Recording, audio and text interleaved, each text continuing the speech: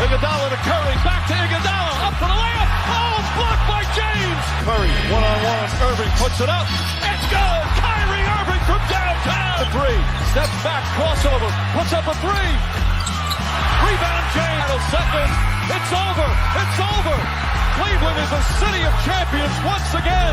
The Cavaliers are NBA champions. Cleveland! This is for you!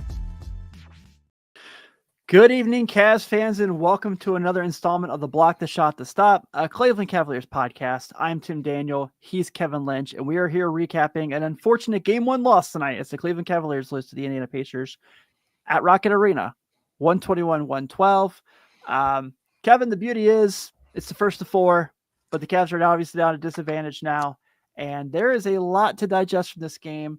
And so I think my first thing I'm going to talk about is the obvious of, holy cow, the three-point shooting was not very good, which kind of gives me hope that, honestly, for the series. And on the other side, they did not guard the three-point shot very well either. That makes it a little anxious for the series. So it was, and oh my God, like what can we donate a toe to Darius Garland? Can you take my toe? Because we need the playmaking. They need the playmaking back really bad. They do. I'll start with the 3-pointer since that's where you said you want to start, just to kind of set it up. Indiana shot 53%, 19 of 36 from three. Cavs shot 9 of 38, or 23.7%. That, that could be, there's like probably 3 or 4 or 5 stats we get into be like, that is the single reason they lost. And it kind of shows you how many different areas of the game the Cavs frankly got outplayed in. So, and you can take that one way or the other. Like, one, you can take the pessimistic and like, how did Indiana come into our house and outplay us this much?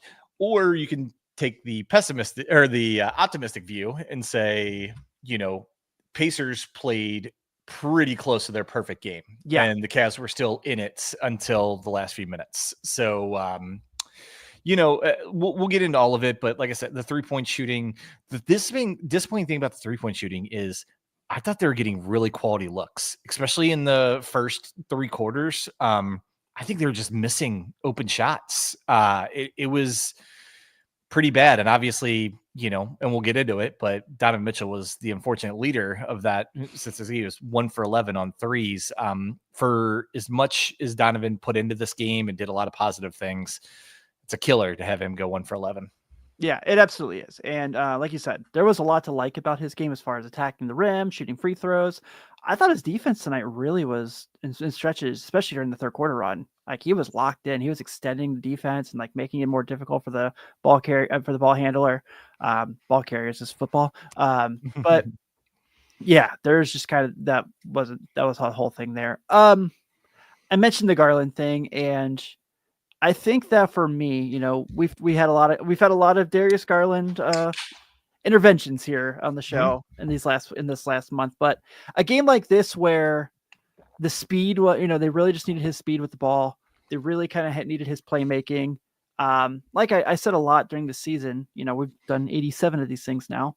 That his ability in the half-court offense to make it look like they're still running in transition is second to none.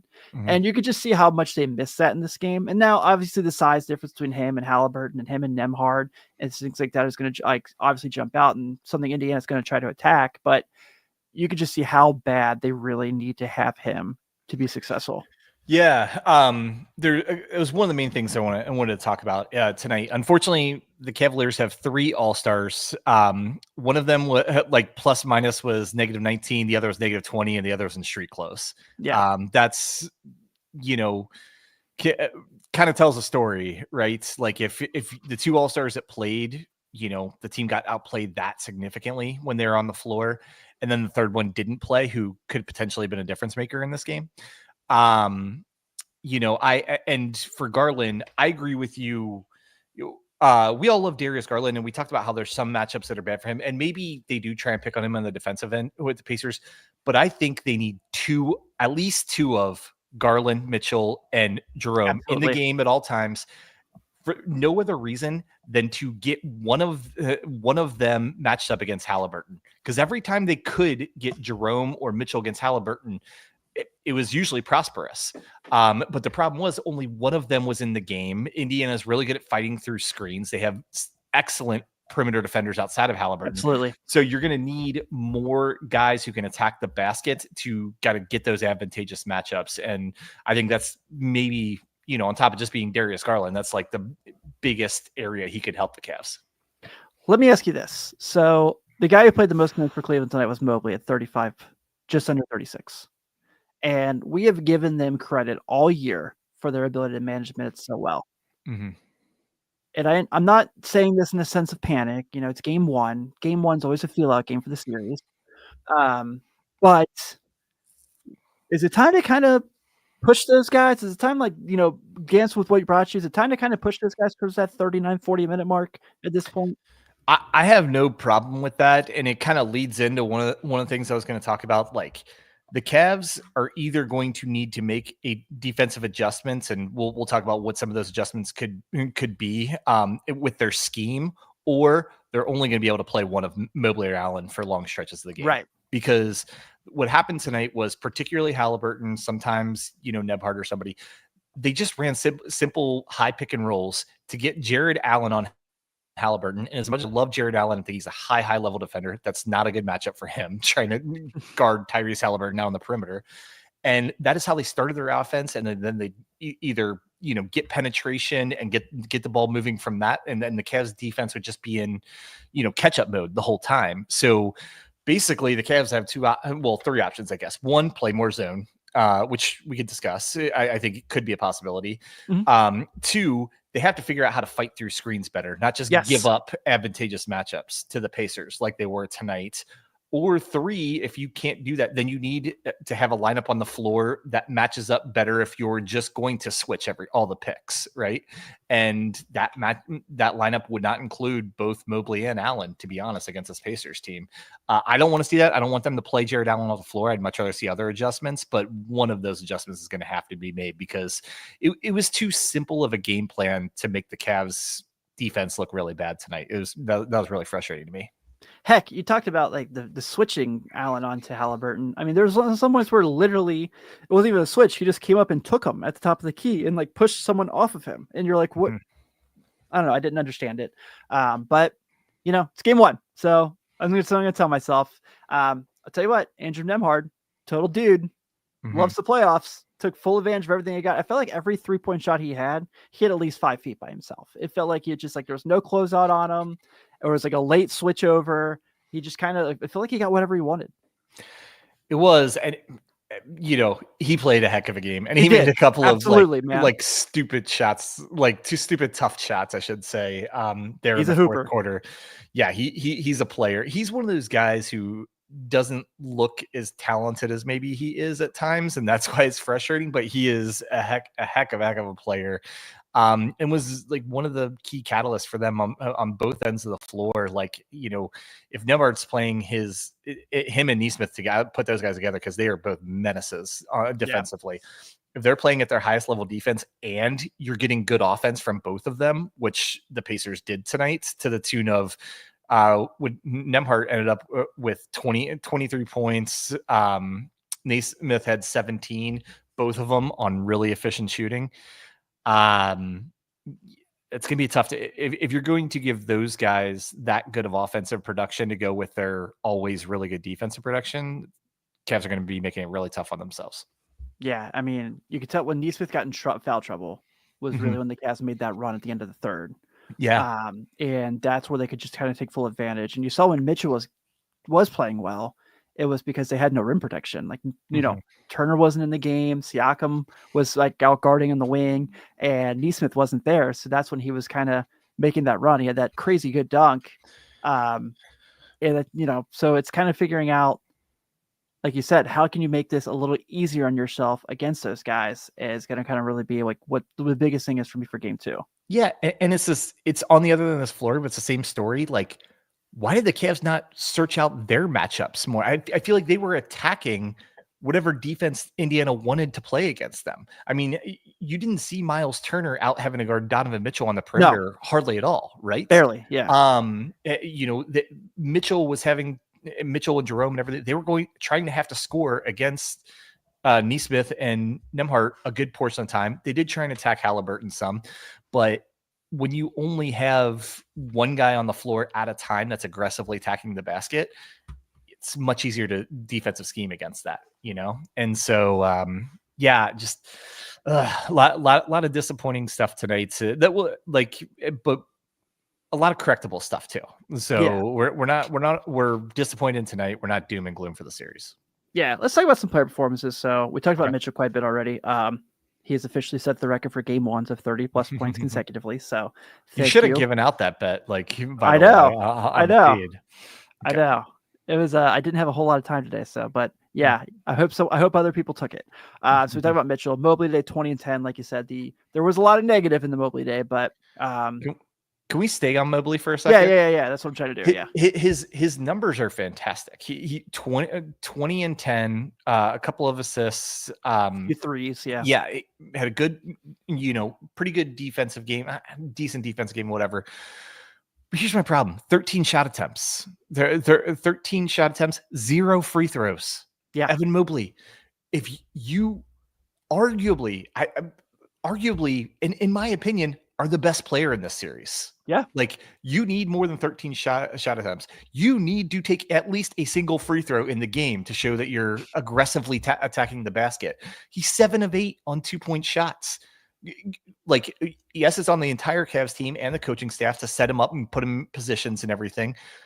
But a lot of it comes down to Evan, being an aggressive mindset and having the I'm not going to be stopped mindset, give me the ball mindset. And, we talked about it a lot. That's the last thing for Evan that maybe, one of the very few things that frustrates us about him is you're so good. We just want more of you, right? We want you to do what you do more. And if I was Kenny Atkinson, if I was the coaching staff, I'd be like, Evan, you're taking 20 shots next game. You're taking 20 shots next game and you're going to get to the free throw line 8 or more times. That's what needs to happen. Because as much as I really respect this Indiana team, they don't have anybody to match up against Evan Mobley. No, not at all. No, he's the Cavs' best matchup in this series. Yeah, I 1,000% agree with you. And you saw it tonight too. Even ATO sees that 3 where he's by himself basically in the fourth quarter. That's kind of what they get from him. So yeah, I agree with you. Complete game wise, stat wise, awesome. Effort wise at times disappointing. That rebound that Turner got there at the end, that really he just took it away from Mobley basically. Yeah. I feel really kind of slipped a lot of that game as well.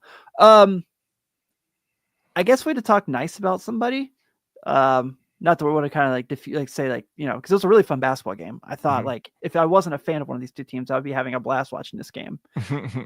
I really liked DeAndre Hunter's minutes tonight. I thought he did a really good job. I know 11 and 4 isn't jaw dropping, and I know he missed some plays. That was that really bad turnover where him and Mobley bumped into each other and Halliburton got the fast break. But other than that, I thought he was really good. And I did think he was fouled on that Mathurin block, though I thought that was also a really nice block. Yeah, I thought I was surprised they lost that challenge, to be honest. I was surprised he didn't get to call the one before that too. They were allowing a lot of contact on both ends, is what Which it is. Which is where I won't complain. Yeah, exactly. I thought Hunter's minutes also were pretty good tonight. I liked that he was aggressive. 6 of his 8 shots came from inside the 3.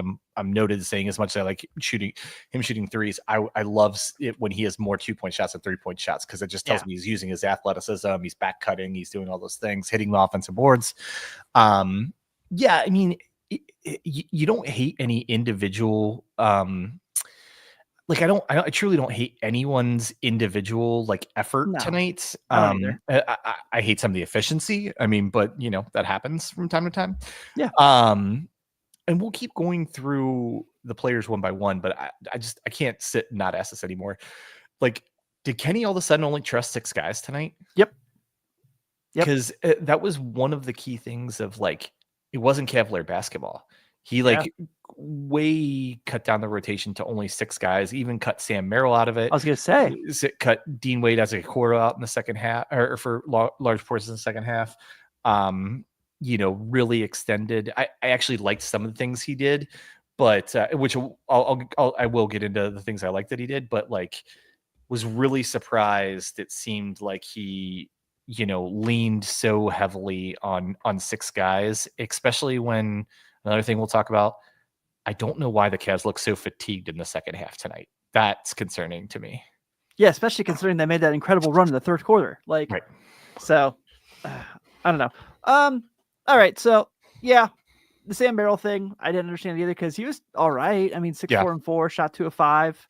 I thought Max Strus, even though he didn't have a great offensive game, I think that he's kind of made some good extra effort plays. That play on Thomas Bryant was like awesome. To retain the possession, and then had a couple good rebounds too. But I don't know, it just wasn't enough. I know, I get it. It wasn't, and it's so frustrating. So I was just doing a little bit of math. So basically Ty Jerome, who we'll talk about tonight, who wasn't all bad, some good, some bad. He kind of like he got overly aggressive, which is some on him and some on the fact that they just had no offensive flow. Yeah. And so, but he basically just replaced Garland to do what the Cavs do when they're bad. And that's like Garland and Mitchell going, your turn, my turn thing. Tonight it was just Jerome and Mitchell. And between two of them, they took 50 of the 98 shots, which I did not like. I don't like it when the 2 backcourt guys who don't have advantageous matchups when they're going against, great perimeter defenders of the Pacers that we talked about, take 50 shots. On the other hand, Mobley and Allen, combining Allen in with Mobley, they were 15 of 20 from the floor on a night that the Cavs shot 46%. They shot 75% between the two of them. The rest of the team was 30 of 78, about 34%.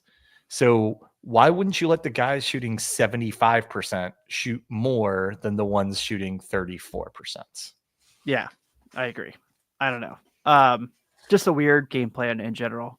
But again, game ones, man. Yeah, it is. A couple of things I wanted to ask you about, Tim. This, I think the frustrating thing, we talked about the end of the third quarter. That was the best the Cavs played decent to start the game. And then they had that run about the last 5-6 minutes of the third quarter. It was a 21-4 run in total. The last of which was a 13-0 run. Yeah. That took them from being down 12 to up 4. And you thought that's the Cav. It was a Cavalanche. That's the Cav. This is what's going to turn the game, and then the Pacers have a little like 8-2 run to end the third quarter. But other than that, they got outplayed for such large portions. I thought one of the keys was at the end of the first quarter, like last 3 minutes of the first quarter, Cavs are up by like a point, games going back and forth. All of a sudden, Indiana goes on a 10-0 run in like 2.5 minutes. Like Mitchell misses 3 shots in a row. The Pacers hit the last 4 shots of the quarter, 2 of them being threes. And it was like a lightning quick. It was kind of like, I hate to say it, I'm not going to use the term, but it was kind of like a snowstorm against the Cavs in this sense, which they're used to kind of dishing them out. Yeah, you're right. One thing, it was just kind of this like weird thing where it just felt like it was just everything was out of funk. It felt like everything was out of rhythm, and it felt like Indiana was just such more in unison. Just felt like everything was just like clicking so well for them. Where Cleveland is just so wonky at times. Yeah, no, it is, and to Indiana's credit, and this was the type of game they take a little bit control of in the end of the first quarters we talked about, and the Cavs made several runs, and every time they came back, the Pacers had an answer, and my goodness, did they have an answer? A lot of Nembhard, some Halliburton. Pascal Siakam was particularly good in the first half. But to their credit, every time you thought, this is it. The Cavs get over the hump. They have the lead. They're about to start pulling away. And Pacers answered every single time. Yeah. So just kind of felt like every time, felt like Cleveland never had an answer. and Mhm. Indiana always had it. So I'm Mhm. genuinely curious to see what the adjustments are there on game 2. You want to get to the fatigue thing? Yeah, yeah. We were talking before we went on air. Like, I don't know why, for parts of this game, and particularly in the fourth quarter, but even some before that, the Cavs looked really tired. I don't want to speculate. I couldn't tell if Donovan Mitchell was very tired or he hurt something. But Yeah. he was bending over a lot there. Even when he was playing well in the third quarter, he was. It seemed like there were loose balls. I thought, of all people, I saw Jared Allen not close out on a three. And I couldn't tell you how many times. I could count on probably one hand the amount of times this year I've called Jared Allen out for not hustling. And but I was like, why is he just stopped? He didn't bother to even contest, and not picking on him because it was everywhere. It was everywhere. everyone on the team. It was almost like they moved this game to Denver, didn't tell them, and nobody could catch their breath. So I don't know. Did you notice the same thing? Is it is it in my head? No, I felt like that too. I mean, Mitchell kind of moved slowly, a lot gingerly at times when he was settling for threes. There was the one where he literally was like, just kind of took what looked the bench, just kind of went like, "That's on me." Mhm. It felt like there was just like they were like in a slower gear, and Mhm. I wonder if that was fatigue. That goes to the classic rest versus rust debate that I'm like tired of, but Right. I'm sure someone's going to use it in a conversation on some podcast or television show, Mhm. some talking head show. So yeah, I certainly noticed it. Like you said, just kind of like loose ball foul, 50-50 balls, just kind of like bouncing by him. There was one play particular I remember where Strus kind of like watches the ball just like bounce right next to him, and Miles Turner grabs it. And usually you're like, what? I don't know if that's just miscommunication or what, but I Yeah. certainly noticed it too. So I don't blame you that at all.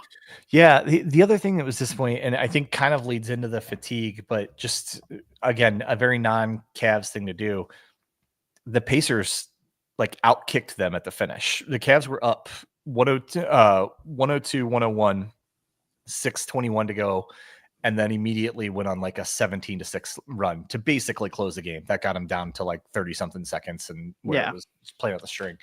But just the fact that the Cavs went 3 of 13 down the stretch, 0 of 6 from 3, while the Pacers are, hitting 60% of their shots and have an equal distribution between twos and threes. The Cavs didn't get to the free throw line. I think the last like eight or 9 minutes of the game, something like that.